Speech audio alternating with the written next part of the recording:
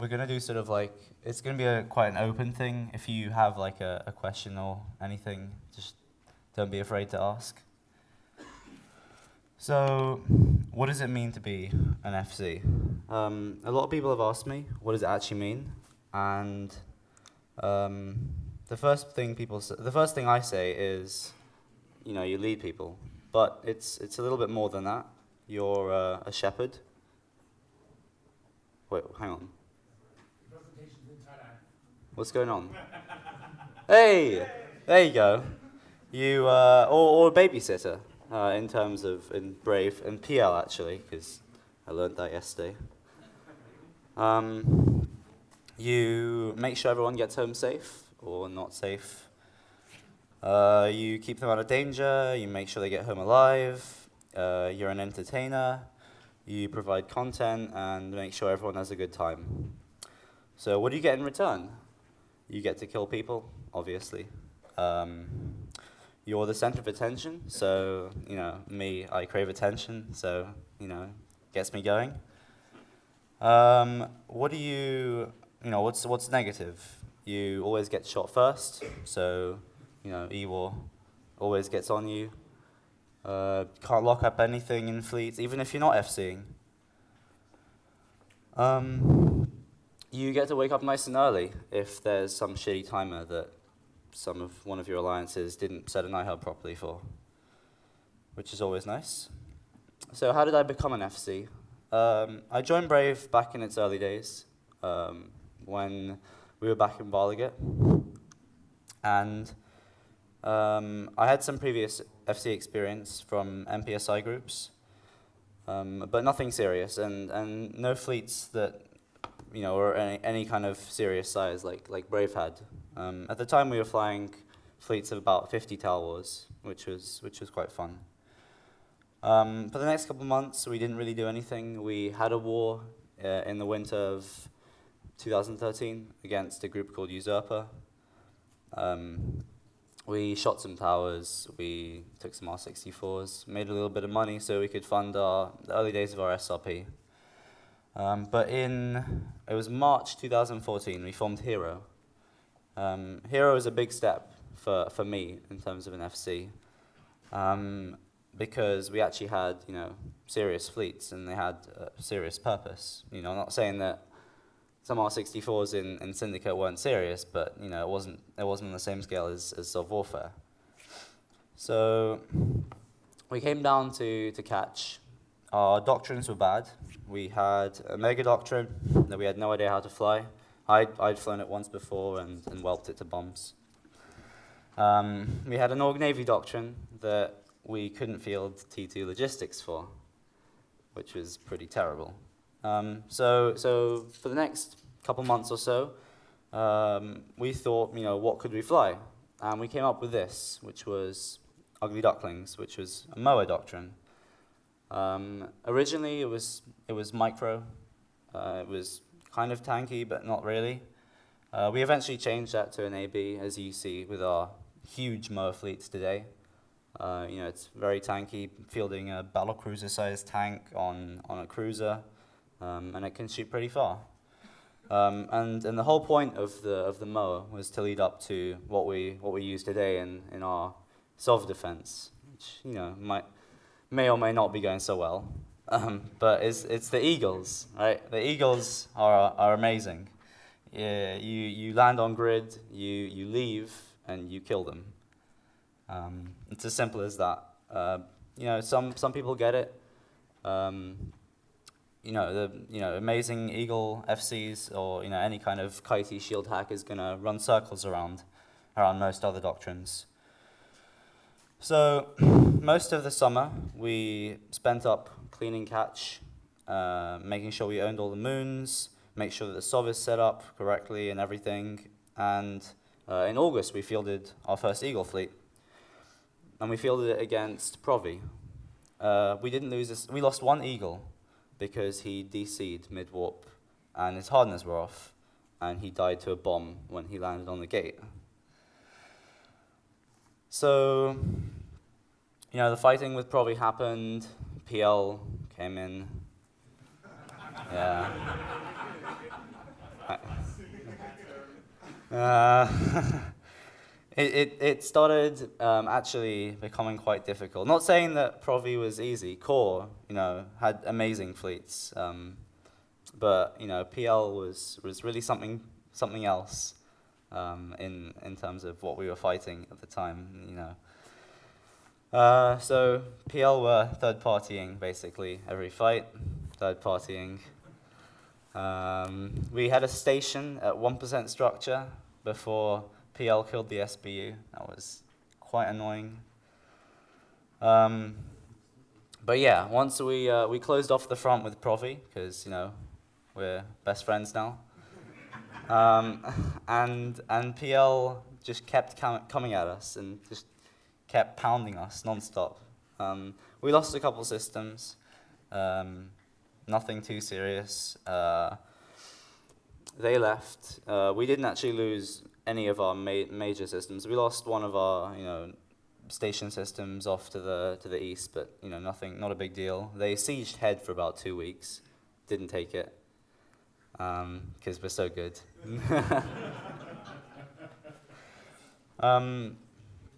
So yeah, fast forwarding a little bit. Right now, we're in catch. We defended GE last night without me, which is pretty amazing, actually. Just a couple of stats. Over the last year or so, since Fanfest last year, we have had 5,000 pings on our services. That's like over 10 fleets every single day. We have 16,000 members, 19.32 trillion destroyed, 12.14 trillion lost, and all those ships killed and lost. So if you have any questions, just feel free to ask. Yeah. Are you PTB a recruit? TVA is trying to get me to join them. Okay. Anybody else? Any questions? PL, I know you have a lot of questions. Don't be afraid to ask. What is your reaction to people saying it's very hard to FC? That's not what most people say. Most people say that it's very, very easy to FC. And then they don't. And then they don't FC. But FCing isn't just about going out there and calling targets. That's part of it, but it's not the main thing. The main thing is you've got to keep your guys going. You've got to give them an incentive to want to join fleets. It's not just about then and there shooting people. That's fun. That's how you keep people in your fleet. But it's a little bit more than that. You've got to make it so that people want to come back. You've got to make an atmosphere where people appreciate you and you've got to make sure that your members actually enjoy themselves and Anybody else?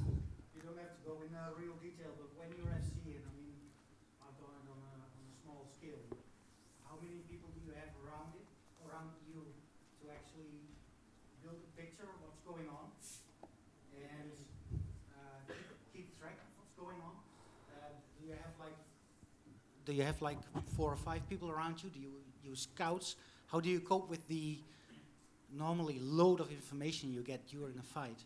So for a non important fleet, so like a fun fleet where we're just going out, it's normally just like 2 or 3 people, like a scout and somebody to keep an eye on what's going on in the fleet. But when we've got like a sob fight or something, we can have 20 people in the command channels, not in one particular fleet, spread out in the different fleets, but in my fleet, for instance, we've got an anchor, we've got the person who keeps an eye on the fleet, we've got somebody to get a reinforcement fleet, we've got somebody to make sure probes happen, somebody to keep an eye on links, and all these people working together.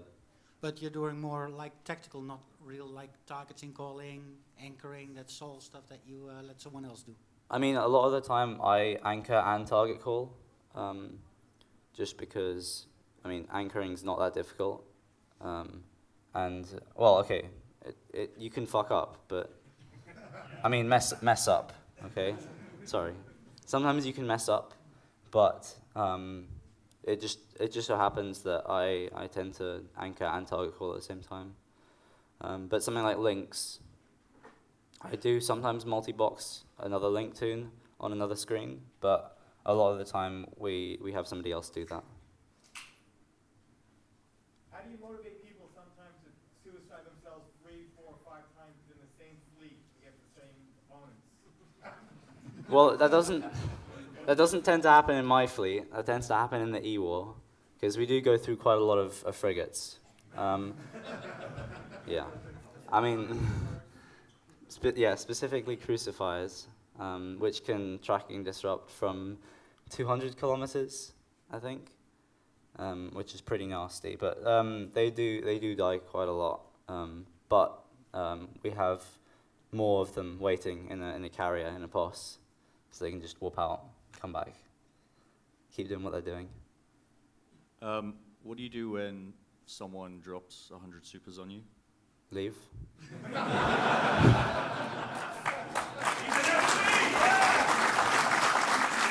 What else am I going to do? And when those same guys are in the front row of your presentation? Yeah. Don't drop supers on me now, please. I'm in the middle of something. Anything else? Yeah, I've got a question from Bloomer in Pandemic Legion. Okay. Oh, here we go. As an FC, you're also the leader of an alliance, so you would generally be considered to be someone who has quite an input into the direction your alliance takes. Yeah. If you are a self-holding entity and you own stations, if at any point you were like possibly losing one of those stations, what would be the maximum amount of ISK you would pay to that station? And who would you pay it to? This is from Supercap FC, Bloomer Esquire. Well, I mean, stations are pretty important, but I think, I mean, personally, I would pay for 20 billion.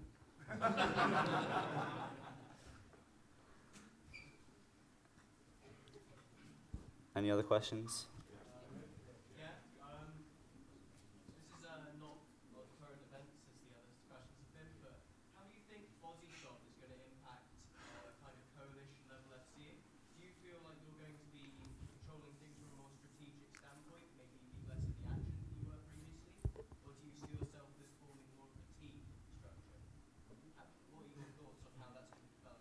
I think it's going to be really important to have a very strong core of FCs rather than just like one guy.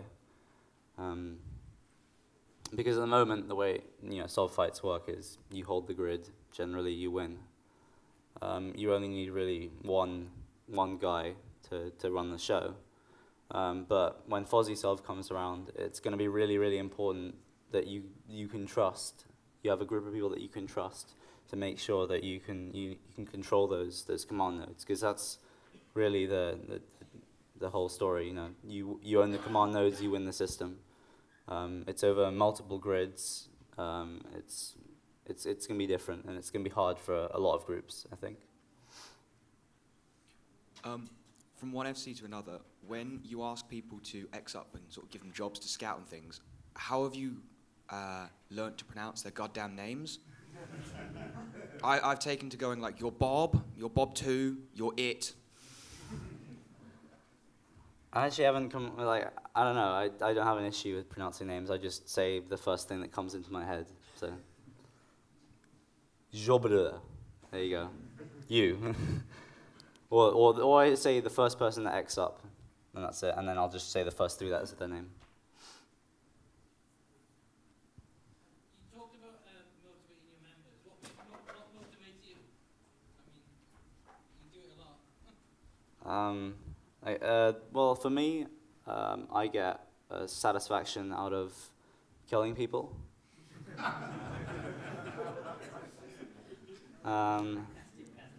We kill people, quite a lot. I mean, we have killed 200,000 ships, which is, not too bad. But I mean, killing people is great. I take a lot of satisfaction out of giving people a good time. No, never mind. That sounds. Okay, next question. So what do you tend to do about the angle stronghold and how to prevent Brave from warping to it all the time? I was thinking we should bubble our own station. Yeah, we probably would. Blue, what do you find is the hardest part of FCing? The hardest part of FCing is reacting when something screws up. So yeah, all the time. When something goes wrong, somebody does something badly, like the best FCs will instantly react and pick up on it, and the ones that don't do so well are gonna, sort of forget about it. But the most important thing is when something screws up, you need to be on it and making sure that that problem is sorted out. Like somebody breaks anchor, you need to call them out, say you broke anchor, get back on the anchor. If we're splitting DPS, you've just got to stop everybody from shooting, unlock all the targets, and get a new primary going. But there's a lot of things that can go wrong in fleets. Cool. How do you deal with the people in your fleet that feel that the sky is falling daily? Tell them to come back on the next fleet. How do you see yourself in 2 years, and how do you see Hero in 2 years on that? We're still growing. I think we're doing very well. We're fielding more and more. A year ago we could hardly field a mower doctrine, and now we do pretty well with Tengus and Eagles. And when are you going to field supers in the numbers that you're going to show these guys who's boss?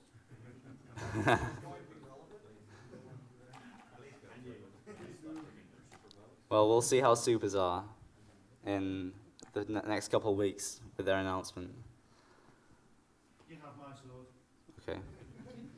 What would you say are the major sins of FCs, of the worst FCs? Getting everybody killed. Okay, no, that's fine. Getting everybody killed is fine. Being obnoxious is a very good way to have people not come back to your next fleet. I don't know, like there's not really there's quite a lot of things that an FC can do, but a lot of bad FCs, the reason that they don't get as many fleet numbers is because a lot of reasons, and it all culminates really to this guy is I don't want to fleet under him, or so on. With the new changes to the cadence of releases, how often do you get to reevaluate your doctrines, and how would you react with big member base who are often very low skill to changing what you fly and how you fly them? So the way that we constructed our current lineup of doctrines is a sort of progression system. We've got the frigates, you've got kestrels and merlins, which are they go into the mowers and the caracals, and once you can fly the mowers and the caracals, you go up into serbs and eagles, and then eventually tengus. Which because it's not just the eagle doctrine up at the top. You don't have a lot of the newer players saying, "Oh, I'm never going to be able to fly this. Why should I bother training into it?" They join the mower fleets. They can fly a mower, and they see how amazing it is. So they want to train into an eagle, and they want to fly in the huge eagle fleets. In terms of changing doctrines, that's been a little bit of an issue for us. But now that we've got a stable player base that can fly the eagles and the more expensive doctrines, we can work from there, and we're going to be adapting. So I don't want you to give away too much of your strategy, but I guess from someone who hasn't done a lot of FCing, when you run on grid and you see all your opponent's like complete composition, what's the thought process that you go through determining okay, we gotta kill this guy first, and then kill this guy, and then kill this guy? I guess what's sort of the general process? So the most important thing is you need to work out what's going to get you killed. So, for example, if it's a tier 5 fleet, it's going to... Yeah, hypothetically, if we had a TFI fleet and I had a Tengu fleet, the Balgorns and the Lokis are going to get me killed. So, and the way that the Balgorns and Lokis are going to live is if they can stay within triage range. So basically, I need to stay away from them so that they can't get in web range, but they have to stay within triage range. So generally, that kind of thing, you're going to be staying far away from them. Another example is if I'm flying a Moa fleet and going up against a Zealot fleet, I know that they have to use either long-range ammo or mid-range ammo if I can stay at least 40k away from them. So I want to just turn around and leave, and they're going to want to chase me because they want to get on top of me. And as I leave, I shoot them. But there's range is an important factor. You need to know what range your fleet can shoot out to, obviously, but you also need to know exactly what range the opponent's fleet can shoot out to, and you need to know what is whatever. You need to know what ships can do what. You need to know exactly what every single doctrine in the game can do, basically, and you need to be able to quickly adapt to any situation. Do you, during the fight like a week, 2 weeks ago, how long does it take your team to figure out what's going on? When like 100 crusaders die, crucifiers, sorry. Is there during the fleet already someone mentioning something is happening and we can't see, or how do you get your intel again? I see what's going on grid. Like I have a picture. I see we're losing frigates, but if we're losing ships, they died because of something. People don't just die randomly. So okay, some people die. No, but one of the most important things is you need to. If somebody dies in your fleet, you need to figure out why they died. Did they die because you did something wrong, or did they die because they did something wrong? If they die because they did something wrong, then generally, it's not a big deal. But if they die because you did something wrong, that's where you've got to start changing what you're doing. So for the example that you came up with the hypothetical TFIs and the crucifiers, once the crucifiers start dying, you guys can shoot out to our range.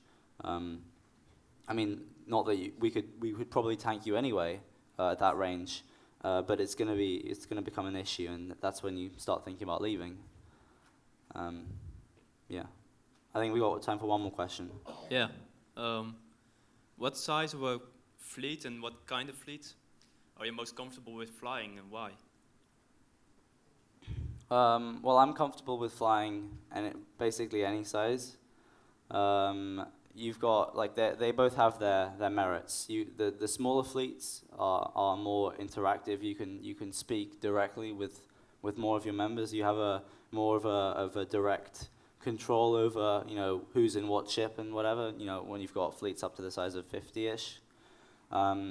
But then when you've got fleets of 150, 200, and even 250, it becomes a little bit more chaotic, and you have to just be a little bit more general. And a lot of the time, you have to accept that some people are not going to listen, and you just have to keep going. And if you hold back, it's gonna be an issue for everybody. All right, I think that's it. Are we done? No, not yet. No, I'll let you. Can I bring my drink? Yeah, why not? You can. All right. Do we have to stop now?